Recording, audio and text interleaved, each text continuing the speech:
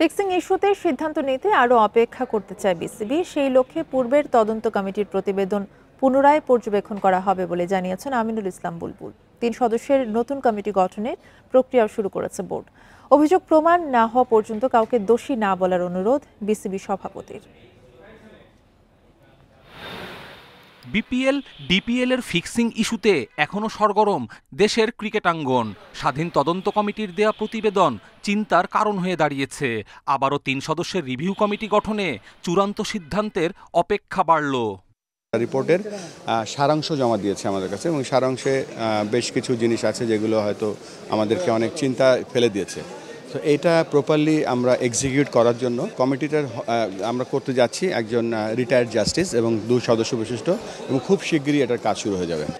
আগের প্রতিবেদনে উঠে আসা ক্রিকেটারদের দেখা গেছে এনসিএল এর গ্র্যান্ড লঞ্চিং অনুষ্ঠানে, যা নিয়েও প্রশ্ন উঠেছে। তবে তদন্ত প্রতিবেদনের স্বচ্ছতা নিয়ে কি সন্দিহান বিসিবি? দোষীদের শাস্তি নিশ্চিতে আইনি প্রক্রিয়াকে গুরুত্ব দিচ্ছে বোর্ড।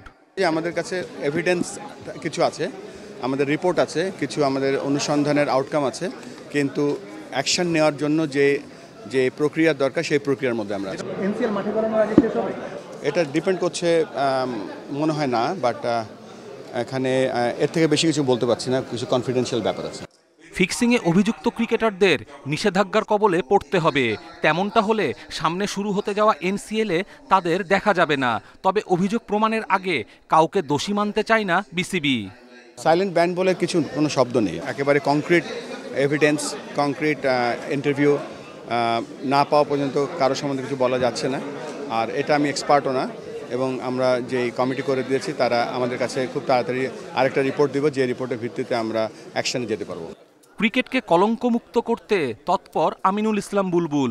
গণমাধ্যমকেও এই বিষয়ে সঠিক অবস্থানে থাকার অনুরোধ বিসিবি সভাপতির। কপিল পাল, ইন্ডিপেন্ডেন্ট নিউজ।